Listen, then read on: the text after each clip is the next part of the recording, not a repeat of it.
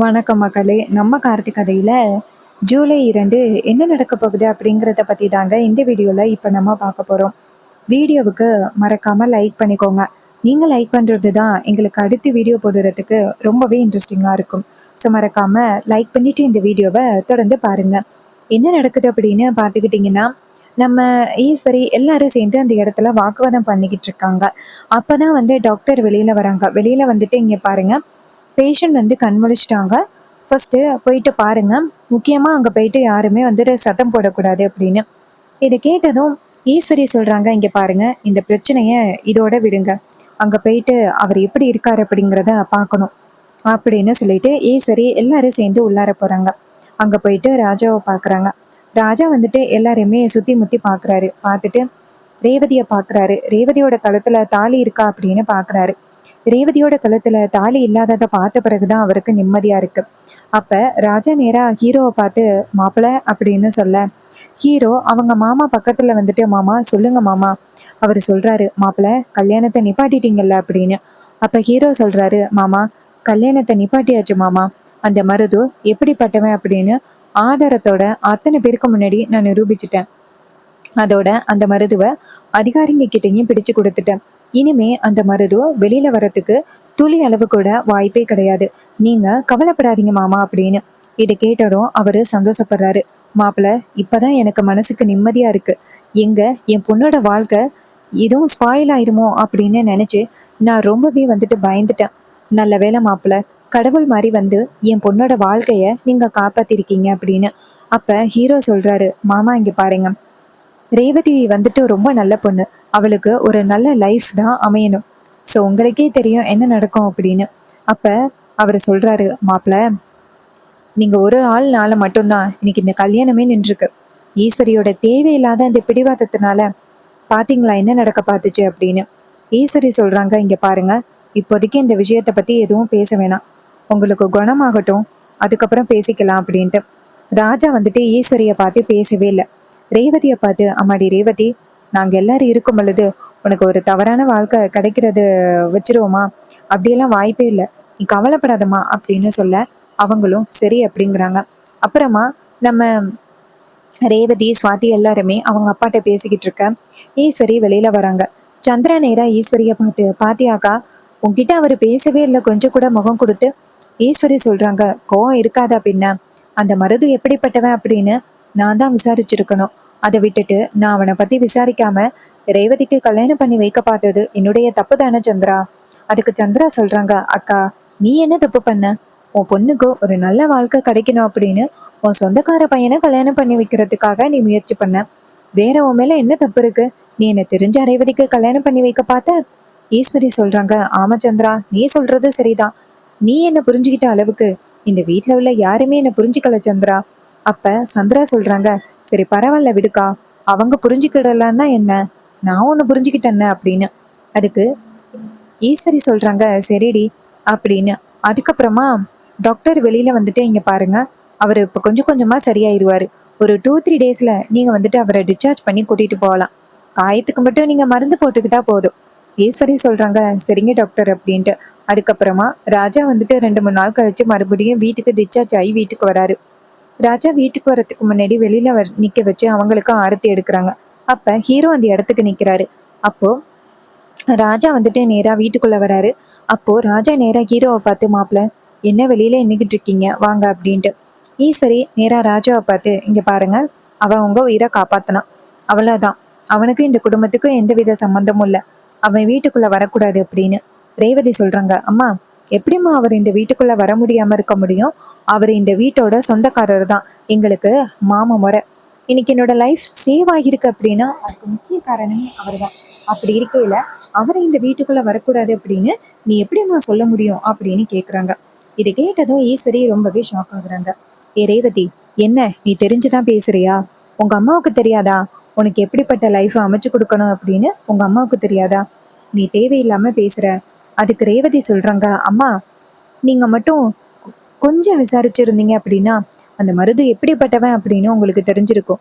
அதுக்கப்புறம் எனக்கு அந்த கல்யாணத்தையே நிப்பாட்டி இருக்கலாம். ஆனா நீங்க உங்களோட பிடிவாதத்தினால ஒரு கெட்டவன் ஒருத்தனுக்கு என்ன கல்யாணம் பண்ணி வைக்கிறதுக்கு ட்ரை பண்ணியிருக்கீங்க. அம்மா நீங்க பண்ணது தப்பு.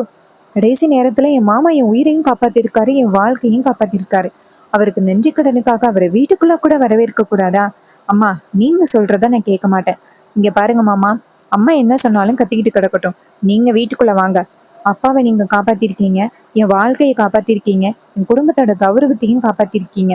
நீங்க வாங்க மாமா அப்படின்னு சொல்லிட்டு ரேவதி ஹீரோவோட கையை பிடிச்சு வீட்டுக்குள்ள கூட்டிட்டு போறாங்க. இதை பார்த்ததும் ஈஸ்வரி ரொம்பவே ஷாக் ஆகுறாங்க. சந்திரன் நேரா ஈஸ்வரிய பார்த்து, பாத்தியாக்கா, இதுதான் நடக்க கூடாது அப்படின்னு நம்ம நினைச்சுக்கிட்டு இருந்தோம். கடைசியில அவனுக்கு சாதகமா இதெல்லாம் நடக்குது பாத்தியா? இதுக்குதான்க்கா நான் ஏற்கனவே சொன்னேன் அப்படின்னு. அதுக்கு ஈஸ்வரி சொல்றாங்க, இங்க பாரு சந்திரா, இது நடக்கணும் அப்படின்னு எனக்கும் ஒன்றும் ஆசை கிடையாது. எல்லாமே சூழ்நிலையை பொறுத்து நடந்துகிட்டு இருக்கு. சரி இரு பாப்போம் என்ன நடக்குது வா அப்படின்னு சொல்லிட்டு வீட்டுக்குள்ள போறாங்க. அங்க போனதும் நம்ம ஹீரோ உட்காந்துருக்காரு. ரேவதி போயிட்டு அவங்க அப்பாவுக்கும் ஹீரோவுக்கும் காஃபி போட்டு கொண்டாந்து கொடுக்குறாங்க. அப்ப ராஜா நேரா ஹீரோவை பார்த்து, மாப்பிள்ள கல்யாணம் எப்பன்னு சொல்லுங்க. இதை கேட்டதும் ஈஸ்வரி ஷாக் ஆகி அங்கேருந்து வந்துட்டு, கல்யாணமா? யாருக்கு கல்யாணம் அப்படின்னு கேக்குறாங்க. அதுக்கு ராஜா சொல்றாரு, ஈஸ்வரி இது வரைக்கும் நீ முடிவு பண்ணி உன் இஷ்டத்துக்கு எல்லாத்தையும் பண்ணிக்கிட்டு இருந்த. இப்போ நான் முடிவு பண்றதுதான் நடக்கும். ஈஸ்வரி கேக்குறாங்க, என்ன நீங்க தேவையில்லாம பேசுறீங்க அப்படின்னு. அதுக்கு அவர் சொல்றாரு, இங்க பாரு, இப்போ நம்ம மாப்பிள்ள கார்த்திக்கும் ரேவதிக்கும் நான் கல்யாணத்தை முடிவு பண்ண போறேன். நீ பாக்கவத்துல எடுத்துட்டு வா ரோஹிணி அப்படின்னு சொல்ல ரோஹிணி போயிட்டு பாக்கவத்துல எடுத்துட்டு வராங்க. இதை பார்த்ததும் ஈஸ்வரிக்கு ரொம்பவே ஷாக்கிங்கா இருக்கு. நீங்க பாருங்க, இப்ப எதுக்கு நீங்க இப்படி அவசரப்பட்டு முடிவெடுத்துக்கிட்டு இருக்கீங்க? இப்ப என்ன ஆச்சு? ஏதோ நான் தவறா ஒரு முடிவெடுத்துட்டேன், அதுக்காக எல்லா நேரத்திலயும் நான் தவறா முடிவெடுப்பேன் அப்படின்னு நீங்க நினைக்கலாமா? இங்க பாருங்க, இவன் வேண்டாம். எங்க அம்மாவோட இறப்புக்கு காரணமான அந்த குடும்பத்துல இருந்து நான் கண்டிப்பா என் பொண்ணை அந்த குடும்பத்துக்கு அனுப்பவே மாட்டேன். நீங்க தேவையில்லாம ரொம்ப தவறான முடிவு எடுத்துக்கிட்டு இருக்கீங்க அப்படின்னு சொல்றாங்க. இதை கேட்டதும் நம்ம மா ராஜா சொல்றாரு, இங்க பாரு, நான் தவறான முடிவு எடுத்தது என்ன தெரியுமா? உன்னை கல்யாணம் பண்ணது தாண்டி. இதை கேட்டதும் ஈஸ்வரி ரொம்பவே ஷாக் ஆகுறாங்க. அப்போ ரேவதி சொல்றாங்க, அப்பா எனக்காக யாரும் சண்டை போட வேணாம்ப்பா. இந்த கல்யாணம் வேண்டாம் அப்படின்னா இருக்கட்டும். நான் வந்துட்டு மாமாவை கல்யாணம் பண்ணிக்கல. அம்மா எப்ப சரின்னு சொல்றாங்களோ அப்பவே நான் கல்யாணம் பண்ணிக்கிறேன் அப்படின்னு. அதுக்கு ராஜா சொல்றாரு, இங்க பாரு ஈஸ்வரி கடைசி வரைக்கும் இந்த கல்யாணத்துக்கு ஒத்துக்கவே மாட்டா. அதனால நீ அவ பேச்சை கேட்ட அப்படின்னா உன்னோட வாழ்க்கை கண்டிப்பா ஸ்பாயில் ஆயிரும். அவ பேச்சை நீ கேட்கணும் அப்படின்னு அவசியமும் கிடையாது. சொல்றது கேளு அப்படின்னு சொன்னதும் உடனே நம்ம ரேவதியும், சரி, நீங்க சொல்றதையே நான் கேட்குறேன்ப்பா. என்னோட லைஃப் தானே எனக்கு முக்கியம் அப்படின்னு சொல்லிட்டு பேசுறாங்க. அப்போ நம்ம ஹீரோ சொல்றாரு, மாமா அத்தியோட சம்மதத்தோடயே இந்த கல்யாணத்தை பண்ணலாம். ராஜா சொல்றாரு, மாப்பிள்ள நான் பேசுறதுக்கு தயவு செஞ்சு எதிர் பேச்சு பேசாதீங்க. உங்களோட லைஃப் நல்லா இருக்கணும் அப்படிங்கிறதுக்காக தான் நான் இந்த ஒரு முடிவு எடுத்திருக்கேன். ஈஸ்வரி கண்டிப்பா இதற்கு இடையில வரமாட்டா. நான் பாத்துக்கிறேன் ஈஸ்வரி இடையில வந்தா. அப்ப ஹீரோ சொல்றாரு, இல்ல மாமா, அத்தை இதனால வந்துட்டு ரொம்ப கோவப்படுவாங்க. மறுபடியும் குடும்பத்துக்குள்ள நிறைய பிரச்சனைகள் வரத்துக்கு வாய்ப்பு இருக்கு மாமா. அப்ப ராஜா சொல்றாரு, மாப்பிள்ள அப்படி என்ன பிரச்சனை வந்தாலும் அதை வந்து நான் பாத்துக்கிறேன் அப்படின்னு சொல்ல உடனே நம்ம ஹீரோவும் சரிங்க மாமா அப்படிங்கிறாங்க. ஈஸ்வரி அந்த இடத்துல வந்து நின்றுக்கிட்டு, என்ன உங்க இஷ்டத்துக்கு எல்லாத்தையும் முடிவு பண்ணிக்கிட்டு இருக்கீங்க? நான் எல்லாத்துக்கும் சரின்னு சொல்லுவேன் அப்படின்னு நினைச்சு நீங்க முடிவு பண்ணிக்கிட்டு இருக்கீங்களா? இங்க பாருங்க, கண்டிப்பா இந்த கல்யாணம் நடக்காது. நான் நினைச்ச மாதிரி தான் கல்யாணம் நடக்குமே தவிர்த்து உங்க இஷ்டத்துக்கு இந்த கல்யாணம் நடக்காது அப்படின்னு ஈஸ்வரி பேசுறாங்க. இதை கேட்டதும் நம்ம ராஜா சொல்றாரு, இங்க பாரு ஈஸ்வரி, நீ மட்டும் இந்த கல்யாணத்துக்கு ஒத்துக்கல அப்படின்னு வச்சுக்கேன், அதுக்கப்புறம் என்னை நீ பார்க்கவே முடியாது அப்படின்னு. இதை கேட்டதும் ஈஸ்வரி ஷாக் ஆகுறாங்க. அப்ப ராஜா சொல்றாரு, இங்க பாரு, இன்னைக்கு எனக்கு என்ன நடந்துச்சு அப்படிங்கிறத பாத்தியல்ல, இதுக்கப்புறம் நீ என்னை பார்க்கவே மாட்ட அப்படின்னு. சந்திரா நேரா அவங்க அக்கா கிட்ட, அக்கா அக்கா நீ இவங்க பேசுறத நீ கேக்குறியா? இங்க பாரு, இவங்க எல்லாரும் சேர்ந்து உன்னை எப்படியாவது சம்மதிக்க வைக்கணும் அப்படிங்கிறதுக்காக இப்படி பேசுறாங்க. இவங்க சொல்றத நீ நம்பாதக்கா. இவங்க சொல்றத நம்பணும் அப்படின்னு அவசியமும் கிடையாதுக்கா அப்படின்னு.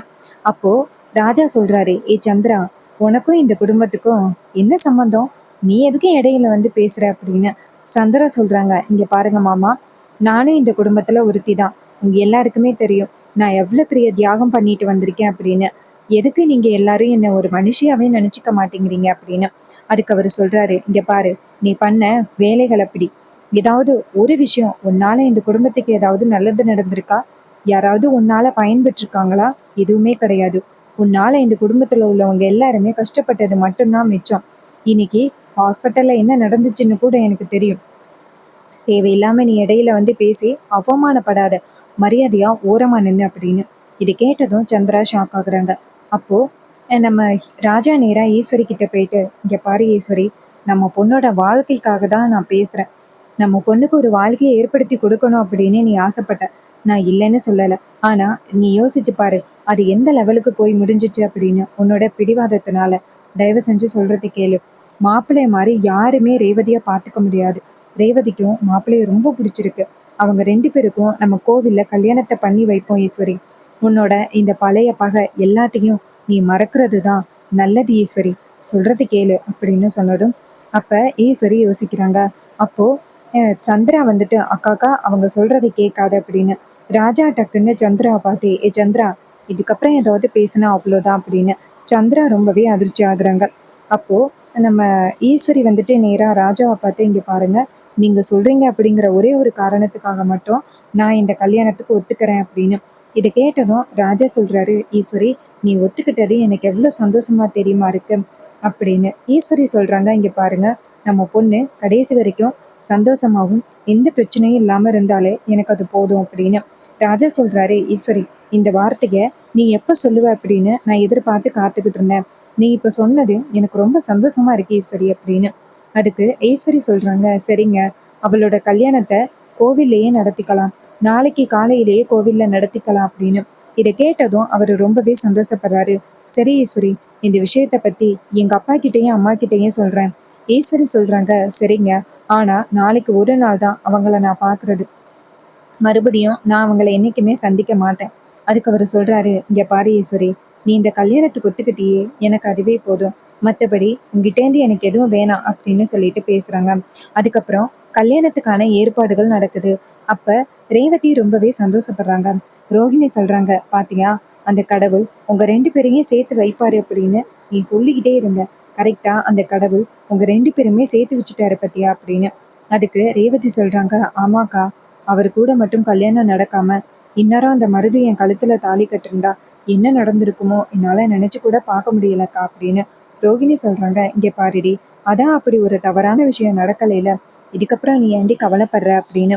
அதுக்கு ரேவதி சொல்றாங்க, இல்லக்கா, ஒருவேளை அந்த கல்யாணம் மட்டும் நடந்திருந்துச்சு அப்படின்னா என்ன ஆகியிருக்கும் என் வாழ்க்கையே அப்படின்னு. அதுக்கு ரோகிணி சொல்றாங்க, இங்க பாரு, அதான் அப்படிப்பட்ட ஒரு கல்யாணம் நடக்கலைல, அப்புறம் ஏன் நீ பயப்படுற அப்படின்னு. அதுக்கு ரேவதி சொல்றாங்க, ஆமாக்கா, அது வரைக்கும் சந்தோஷம் அப்படின்னு சொல்லி பேசிக்கிட்டு இருக்காங்க. அப்புறமா மறுநாள் காலை பொழுது விடியுது. அப்போ ராஜா சொல்றாரு, மாப்பிள்ள, இந்த விஷயத்த பத்தி அம்மா கிட்டயும் அப்பா கிட்டயும் சொல்லணும், வரீங்களா மாப்பிள்ள அப்படின்னு சொல்லி கேட்க, அப்ப ஹீரோ சொல்றாரு, சரிங்க மாமா அப்படின்னு சொல்லிட்டு எல்லாருமே சேர்ந்து நேரா தாத்தா பாட்டியோட வீட்டுக்கு போறாங்க. தாத்தா பாட்டி வந்துட்டு நேரா வீட்டுல இருக்க. அப்ப ஹீரோ நேரா தாத்தா பாட்டி கிட்ட போயிட்டு காலில் விழுந்து, தாத்தா, இது மாதிரி அத்தை வந்துட்டு கல்யாணத்துக்கு ஒத்துக்கிட்டாங்க, ரேவதியை கல்யாணம் பண்ணிக்கிறதுக்கு. இதை கேட்டதும் தாத்தா ரொம்ப சந்தோஷப்படுறாரு. ஐயா பேராண்டி, ரொம்ப சந்தோஷமான விஷயத்த சொல்லியிருக்கியா ஐயா அப்படின்னு. அப்ப ஹீரோ சொல்றாரு, ஆமா தாத்தா, இனிமே எந்த பிரச்சனையும் இல்லை தாத்தா அப்படின்னு சொல்ல, அவரு சொல்றாரு, ஆமாய்யா, இனிமே எந்த பிரச்சனையும் இல்லை அப்படின்னு. எல்லாருமே சேர்ந்து கோவிலுக்கு போறாங்க. அங்க வந்துட்டு ஈஸ்வரி வந்துட்டு பார்த்துக்கிட்டு நிக்கிறாங்க. அப்ப ஹீரோ நேரா அவங்க அத்தைய பார்த்து, அத்தை, நீங்களே இந்த தாலி எடுத்து கொடுத்தீங்க அப்படின்னா எங்களுக்கு ரொம்ப சந்தோஷமா இருக்கும். ஈஸ்வரி சொல்றாங்க, இங்க பாரு, அதெல்லாம் வேண்டியல்ல அப்படின்னு. அப்ப நம்ம தாத்தா சொல்றாரு, இங்க பாரு மருமகளே, நீ தாலி எடுத்து கொடுத்தாதான் கரெக்டா இருக்கும். நீ தாலி எடுத்து கொடுத்தாதான் இந்த கல்யாணமும் நல்லபடியா முடியும். இதை கேட்டதும் ஈஸ்வரி வந்துட்டு நேரா ஹீரோவை பார்த்துட்டு தாலி எடுத்து கொடுக்குறாங்க. ஹீரோ ரேவதியோட கழுத்துல தாலி கட்டுறாரு. இதை பார்த்துட்டு ராஜா ரொம்பவே சந்தோஷப்படுறாரு. இந்த கல்யாணம் எப்படியாவது நடக்கணும் அப்படின்னு ரொம்பவே ஆசைப்பட்டேன். இந்த கல்யாணம் நடக்கிறத பார்த்துட்டு இப்பதான் எனக்கு சந்தோஷமா இருக்கு. அந்த கடவுள் தான் எப்படியோ இவங்க 2 பேருமே சேர்த்து வச்சிருக்காரு அப்படின்னு ராஜா ரொம்பவே சந்தோஷப்படுறாரு. அதுக்கப்புறமா ரேவதியும் ரொம்ப சந்தோஷப்படுறாங்க. அப்ப ரேவதி நேரா ஹீரோவை பார்த்து, பாத்தீங்களா மாமா, ஒரு வழியா உங்களை கல்யாணம் பண்ணிட்டேன், அவ்வளோ பிரச்சனைகளை முடிச்சு அப்படின்னு. அப்ப ஹீரோ சிரிக்கிறாரு. அப்ப மயில நேரா நம்ம ஹீரோவை பார்த்து, சகல, எவ்வளோ பிரச்சனை, எல்லா பிரச்சனையும் மீறி எப்படியோ ரேவதிக்கும் உங்களுக்கும் இந்த கல்யாணத்தை பண்ணி வச்சுட்டோம். இதுக்கப்புறம் தான் நாங்க எல்லாருமே நிம்மதியா இருக்கலாம் அப்படின்னு. அப்ப ஹீரோ சிரிக்கிறாரு. அப்ப ரோஹிணி சொல்றாங்க, ஆமா, இதுக்கப்புறம் நாங்க எல்லாருமே நல்லா நிம்மதியாக இருக்கலாம் அப்படின்னு சொல்லிட்டு பேசிக்கிட்டு இருக்காங்க. ஸோ ஈஸ்வரி இந்த கல்யாணத்தை பார்த்துட்டு கொஞ்சம் சந்தோஷப்படுறாங்க. இருந்தாலும் ஹீரோ வந்துட்டு கல்யாணம் பண்ணி வைக்கணும் அப்படின்னு அவங்களுக்கு கொஞ்சம் கூட விருப்பமே இல்லை. ஆனால் எல்லாமே சூழ்நிலையால் நடந்துக்கிட்டு இருக்கு. என்ன பண்ணுறது? ஸோ இந்த கதை உங்களுக்கு பிடிச்சிருக்கா? இந்த கதை பிடிச்சிருந்துச்சுன்னா இந்த வீடியோவுக்கு மறக்காமல் லைக் பண்ணிக்கோங்க.